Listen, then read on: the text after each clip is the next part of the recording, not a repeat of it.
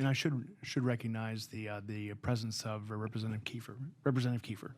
I did a lot of reading prior to this as well and trying to understand it. And my concern is that we're dealing with children, prepubescent, and we've made all these measures in the General Assembly lately as far as smoking, vaping, pushing the age out to 21 from 18. But I wonder what those long-term consequences are going to be in that children growing. So I tell the story nonstop. My child at 5 years old thought he was a dog, wanted to be a dog, would only eat out of bowls off the floor, would throw pencils and fetch the pencils. For Christmas, he wanted a tail. That's what he asked Santa Claus for his birthday. He asked me for a tail. It was nonstop. And finally, about 18 months into this, he says to me, "Mommy, I decided I don't want a tail anymore." He goes, "First of all, I don't have fur." He goes, "And second of all, it'd be really hard to sit down." And he just kind of evolved out of it, but it was nonstop. My husband was saying, "When is this going to end?" His dog name was Donut. He wouldn't answer if you didn't call him Donut. It went on and on. And we let it run its course, right? But then on the more serious side of things, we have an adult family member who had this phobia of being alone, thought somebody was in the house nonstop. And until we could get them into psychiatric counseling, somebody was staying with them nonstop, reaffirming, okay, nobody's in the house. Or for a while, initially they were like saying, okay, we checked because the person they thought was in the house was Bob. We checked Bob is outside. We've got him outside. He's not in the house. What other conditions, psychiatric conditions, do we affirm? Do we say, okay, we're just going to go along with this, thought processes and for the long term? Are there any other psychiatric conditions where we say, okay, we're just doing an affirmative type of psychotherapy or medical treatment for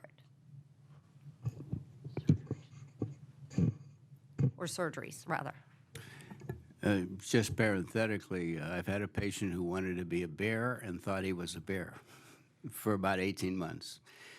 We are charmed by such stories in young children, right? We are alarmed by those stories the older the child becomes.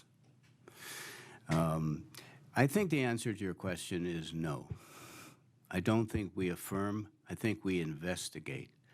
I think we wonder. I think we form a relationship with the child and the family that is based upon our concern of the meaning of this.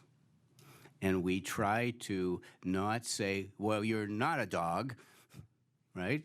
You're not a girl or a boy, but we say, what might be troubling this? What's behind this creative sense of self?